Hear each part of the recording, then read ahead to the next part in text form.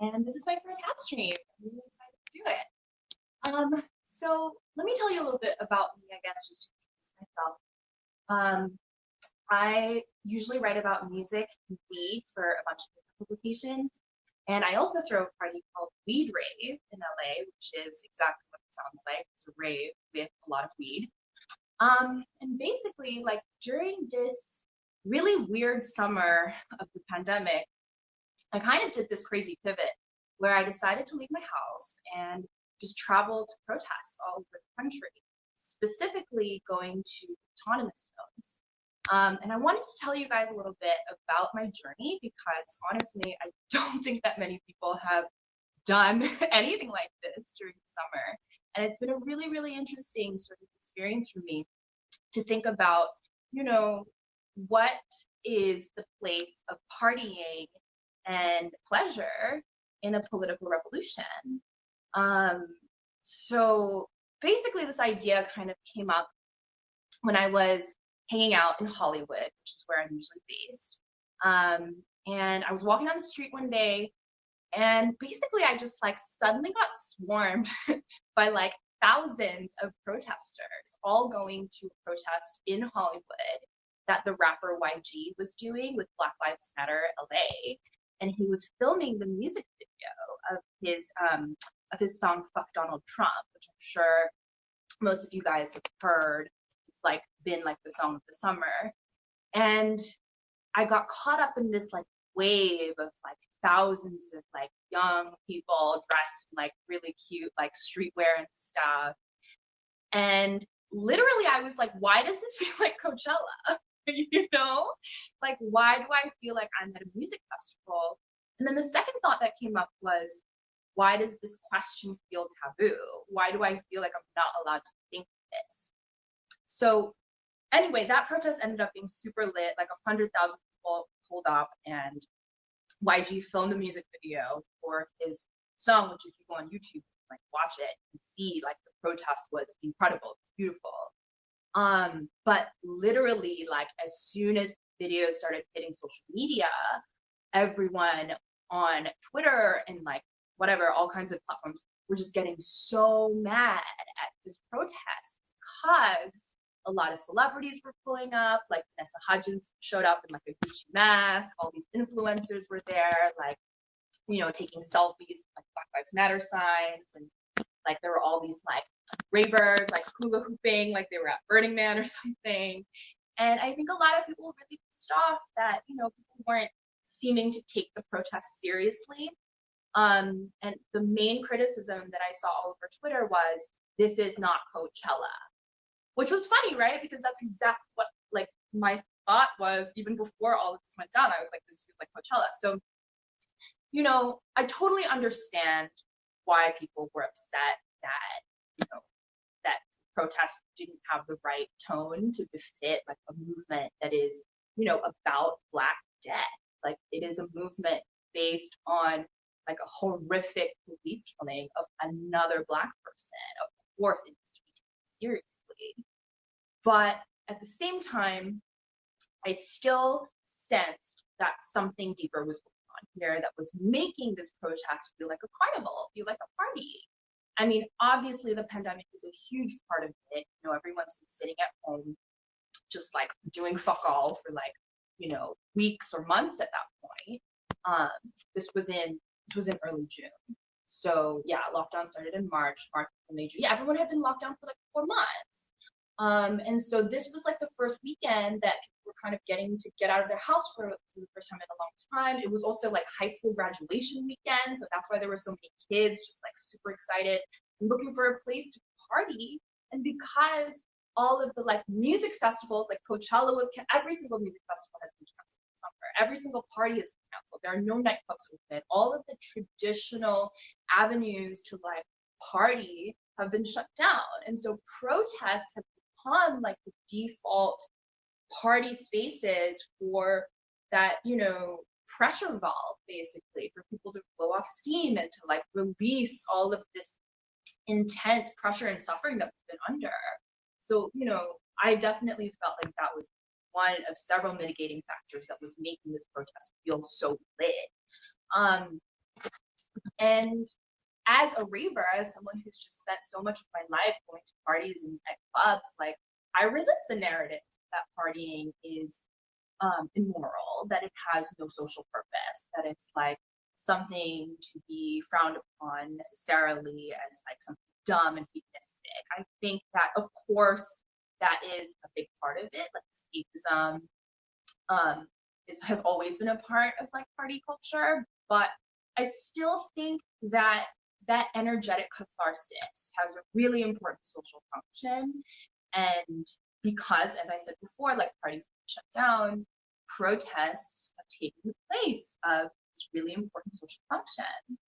So, anyways, that's when the wheels started turning in my head. And I was like, okay, something's going on here that maybe like social media is not giving the full picture of. There's just like many different social currents happening.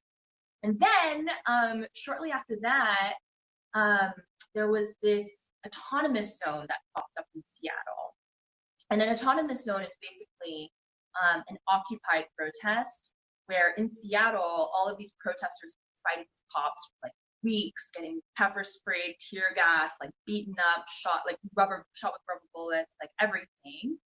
And at the end of this like very violent confrontation, the police ended up leaving the precinct. And so the protesters decided to camp out in front of this abandoned precinct.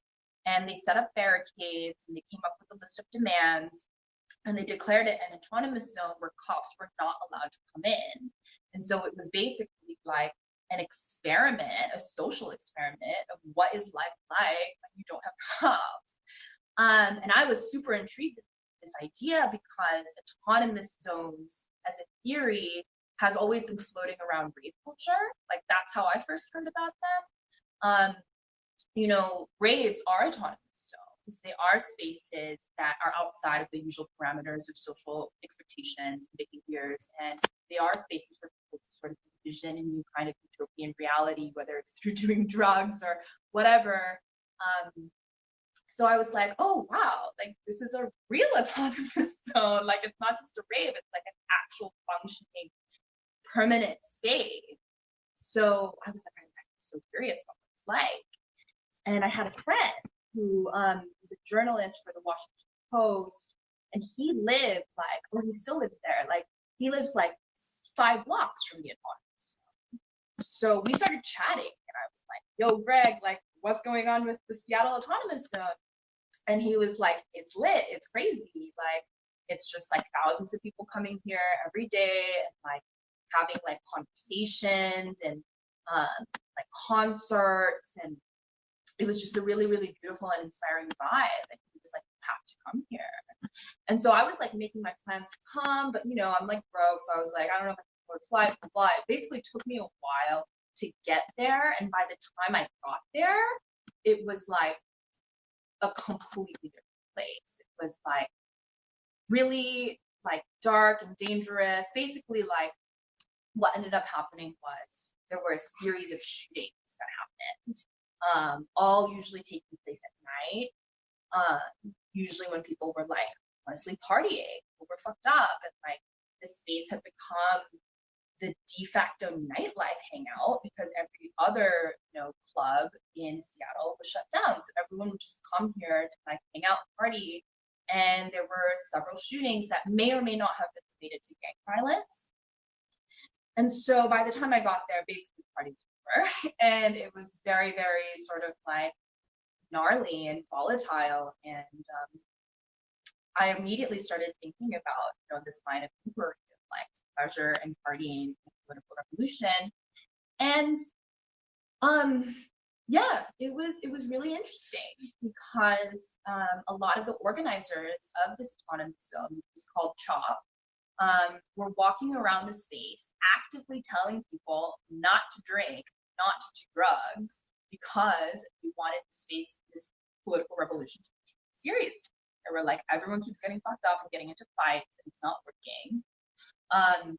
Everyone needs just to be sober. And there was even a sign I remember in the barricades that said substance over substances. And to me, this was super interesting because I think that historically we've always thought, like, if you think about like the 60s, for example, like they were all like doing acid, they were all like smoking weed, like drugs have historically been seen as like subversive tools, and they're very tied to political revolution. Something different is happening now, I think, where drugs are no longer seen as necessarily like politically effective. And the new generation, especially the children, and by children I mean like Gen Z, people who are like teenagers and stuff, like they're not as interested in getting fucked up because they see it as antithetical to the cause. So anyway, I ended up hanging out at the CHOP for a couple weeks. It was like such an illuminating experience. For sure, it was like dangerous. I actually like survived a fucking shooting on one of the weekends that I was there, where like some kids just started shooting into the space and I had to like duck and hide. And I don't even want to talk about it because it was so traumatic, but like, you know, it was also really beautiful. And I met a lot of like, you know, people who were homeless or people who, you know, have been ostracized by society and really felt like they found a place for themselves in this community, which really reminded me again of the rape scene, right? It's a place for outcasts, it's a place for people who've been marginalized, it's a place for people who feel like freaks. And that was the side of the CHOP that I felt like people were not really talking about in the media, because everyone was just like, oh my God, the CHOP is like this dangerous shooting, like violence, blah, blah, blah, especially like Trump. You know, you gotta send the feds to like shut down the CHOP.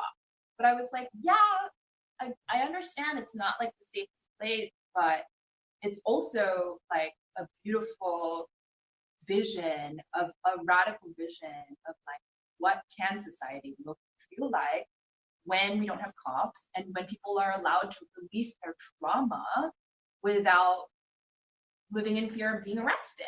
And that's what a lot of the like meltdowns and violence and stuff that was happening, honestly, I think was also just like people processing and releasing trauma and like oppression that they've been through, and not having to be scared of like someone calling them out or someone calling the cops. So anyway, after that, I started noticing a really interesting trend of more autonomous zones sort of popping up all over America. And a really, really interesting one that popped up in New York, it was originally called Occupy City Hall, and then it later changed to Abolition Park. That was happening outside of the City Hall building in New York City. And it was, you know, a protest, again, intended to push for the defunding of the NYPD of $1 million. Or was it $1 billion? $1 billion. And again, like everyone was camped out this like sort of plaza next to the train station across from the City Hall building. And they declared an autonomous zone. People were just like hanging out and having beautiful experiences and, you know, like talking about trauma, talking about oppression. Like there was just free food for everyone, free everything. Like it was like a non-commercial, non-capitalist zone. And I was like, New York autonomous zone, like I gotta go. So I ended up flying to New York, and again, for some reason, I got there too late, and it was basically like the party was over again. You know, like all of the beautiful conversations at the parties were pretty much over by then. I think a lot of people had left the space because they felt disillusioned, or maybe they had to go back to work. You know, there's a lot of reasons. But by the time I got there, it was basically dead. Like there was nobody really hanging out. And I met some protesters, and I told them that I was a raver and, you know, whatever. And they were like, oh my God, do you want to throw a rave here? We would love you to throw a party here because we want to bring your crowd and your friends into this space to show people that we're still out here. We're still like doing the work. It's still a really fun place to hang out. And we would love to just like have a dance. And I was like, oh my God, yes, I would love to throw an actual rave in an autonomous zone, especially because, as I said before, raves are also autonomous zones. So to me, that confluence of factors was just like so meta and so cool. And we were planning it, you know, we were like about to do it when all of a sudden the NYPD showed up at like 3 a.m. with no warning, and shut the whole thing down. basically came up in riot gear, slashed everyone's tents, threw away people's personal properties, including passports, like, you know, just very, very abruptly, kicked everyone out of the space. So obviously the rave didn't happen, which was disappointing. But I still felt like I wanted to do something. I still wanted to throw a party. I still wanted to sort of prove that parties can be political, prove that parties have a place in this political revolution, because I think that a lot of the discourse, especially in New York nightlife right now, has been centered around partying as a selfish act. And even people in the rave scene are like, there shouldn't be any raves right now because they're just not safe. And I understand, of course, like, we as a community have to look out for ourselves, especially because, let's face it, the government's not really doing that much to ensure like safety guidelines. But I still think that parties can be a very, very viable tool for political mobilization. Because if you think about it, like, there's not that much of a difference between organizing a rave and organizing a political rally in terms of mobilizing your community, getting people excited, getting people to come out. Maybe you can even like incorporate elements of like volunteering when they're at your space for other sorts of causes and allow it to sort of extend beyond that temporal space. So I ended up teaming up with a couple activists that I met at the protest, including this like incredible Black trans woman named Queen Jean, who I saw lead like a bunch of trans liberation marches, and then this Asian activist named Kala Mendoza, who teaches safety tactics at like all kinds of protests, including the Free Tibet movement in China. He was at Ferguson. He was at the No DAPL protests, also known as Standing Rock. And he basically gave like a safety workshop, like how to keep yourself safe when you're at a protest, what to do if you get pepper sprayed. Basically, like, I wanted to throw a party that also felt like educational and inspirational. So we started off the day with like all of these workshops and inspirational talks, and then we transitioned into dancing, and we had like an incredible, you know, queer Black femme DJ play like really sick techno, and it was in a park, traditionally Black neighborhood, and it was amazing. Like, I would say that everyone who showed up to this party wore a mask. We had like a group called Mask to the Masses who were like specifically handing out hand sanitizer and masks to everyone. And you know, people who came to this party, I would say, demonstrated more safety behaviors than most people who were just hanging out in the park, who were not wearing masks. And, you know, I think that my stance towards partying right now is similar to how I feel about drugs in general, which is people are gonna do it no matter what. Like, people in New York are definitely partying. They're definitely partying. They're definitely like doing indoor shit with no masks. Like, it's crazy. But as leaders in the community, I think that, you know, it is our responsibility to show people how you can do this in a responsible way. It's basically harm reduction, right? Like, if you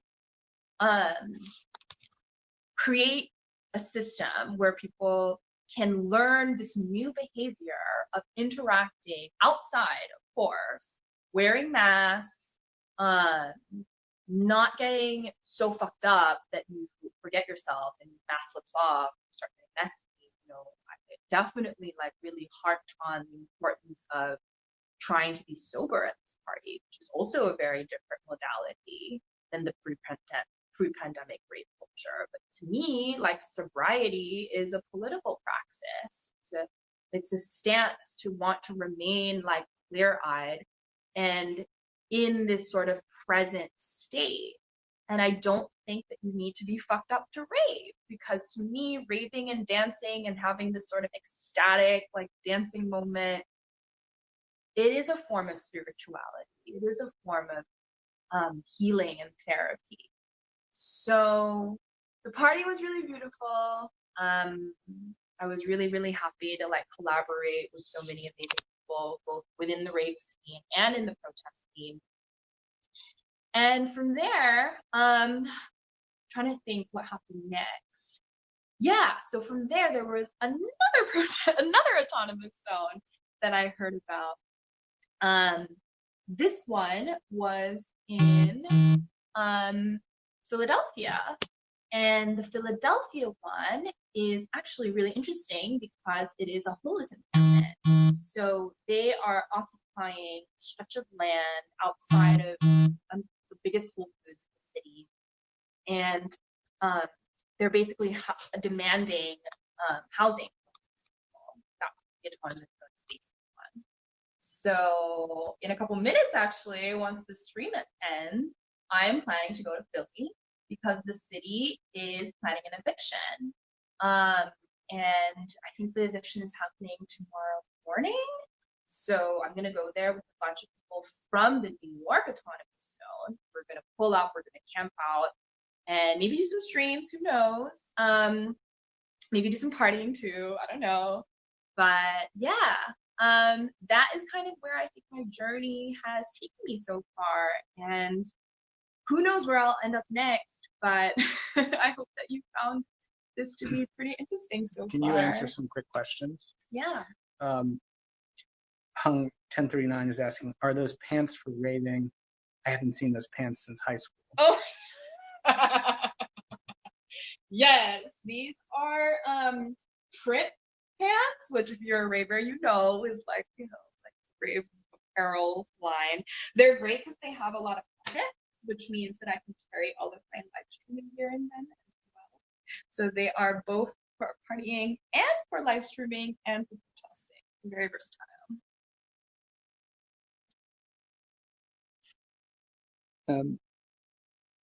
Wouldn't it be just lots of breaking the law if there were no cops? Wouldn't what?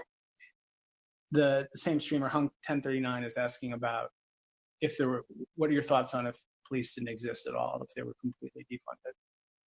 Yeah, honey, that's not what defunding the police is about, though. We're not saying that there should be no laws. I think it's about dismantling a system that has proven to not be effective at many of the responsibilities and the charges that we've given them, and creating something that is more community-based, that's more local. Because what ends up happening a lot of time is that you have police and communities that we have no relationship to. And so, of course, there's going to be like violent interactions and misunderstandings and abuse of power and stuff like that. But, what a lot of the police abolitionists have been advocating for is a community-based practice where, let's say, if someone is having mental health breakdown, you create like a system of, mental health workers to help them instead of having police who are not necessarily like trained in mental health issues come and help them. So it's about creating new systems, not just about creating a vacuum where everyone is allowed to just like kill and rape each other. Where is my top from? You guys really like the look, huh? This top is, I don't know, it's just the chinoiserie like top that my other Asian friend gave me in LA. I think it's French. With technology, traditional protests are ineffective. We have to adapt to the protests with technology. Yeah, I would agree with that. I think that this is the first revolution that we've seen happen in the social media age. And it's, not lost on me that like Floyd's death was captured on cell phone video and like spread through social media. But I think it's more complicated than saying we have to adapt to technology. I think that technology is not just a solve. It brings a whole slew of issues. As a journalist, for example, one thing that I have to think about a lot is who do I film? Whose faces do I obscure? How do I ask for consent? Like, it's just a lot of new questions that journalists have not really thought about before. And sometimes you're streaming something and you end up catching someone doing something illegal, which the cops use to arrest them. So how do you prevent something like that happening? Or if you stream something and, alt-right people watch it, they come to the place to be violent. Like, how do you prevent something like that from happening? I don't know. I don't have the answers, but I do think that it's something that many, many journalists are thinking about figuring out. Okay, so I really need to go catch my bus to Philly. So I'm gonna have to end the stream right now, but thank you guys so much for watching. My name is Michelle Luke. You can follow me on Haps, or you can follow me on Twitter and Instagram. It's just my name. What? Yeah, and tip your journalists. Like, I would love to be able to, have the funds to be able to get better gear, to be able to travel to more cities, or just to buy a coffee, because let's face it, I've really been sleeping much. So it would be really nice if you guys could tip me. Thank you.